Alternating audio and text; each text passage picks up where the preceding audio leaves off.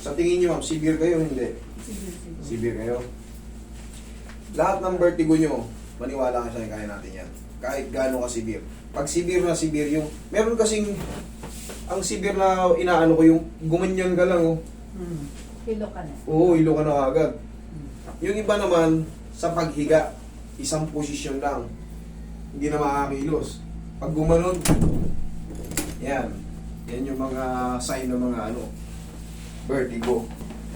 Kasabay na rin ng, siyempre, ganda ng ball. Ano ko na Siyam na araw kami dyan.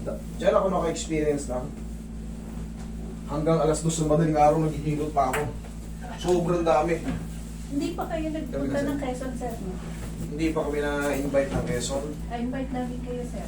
Pagka, ngayon kasi, hindi ako pumapatol pa sa Actually, may baby pa ako eh.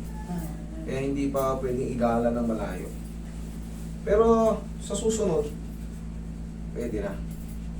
Yan, relax lang. Kasi hindi kami pwedeng pumunta sa isang lugar na biglang sugod. Dapat. Hindi, baka hindi tayo maubos. Healing ito.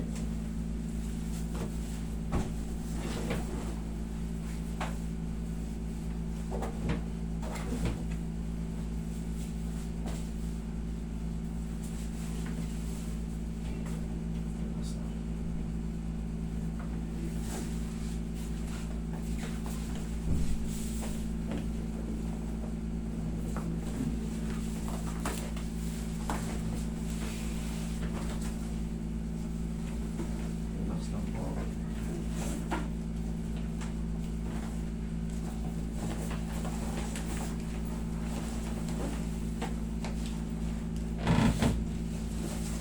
Kaya, diyan ka lang madam.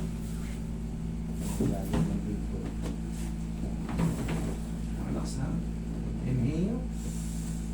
Exhale. Diyan ka lang muna. Madami yung may vertigo sa Vancouver. Mga kakilala ko rin. Grabe. Papuntahin nyo rito. Kaya nga. May mga taga Vancouver. Pag uwi nyo sa Pilipinas, hanapin nyo yung 3M massage. Yes. I guarantee you. Pag hindi natanggal yan, isusoli ko lahat ng binayad nyo. Ang ganyan. Kahit gaano masibig yan. Ano?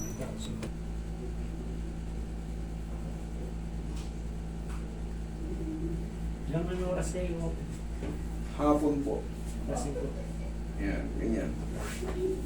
Nagko-close tayo. Kailangan din natin Undas. pahinga. Sa ano ka? Undas po, wala po kami. Emergency maaari pag nandito ako. Pero wala akong clinic ng undas. Nakakuli yung undas kasi may mga, siyempre, may mga personal na lakad tayo.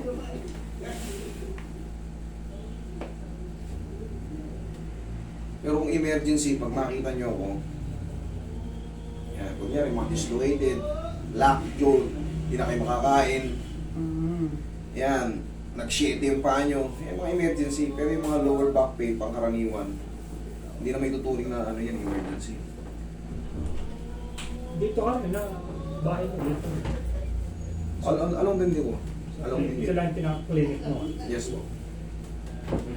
Okay, ma'am. Check mo. Higa ka, tapos biglang tayo. Para malaman mo yung vertigo mo. Malalaman mo yan pag tumihaya ka kagad eh. Doon pala malalaman nyo na agad yan. Oo.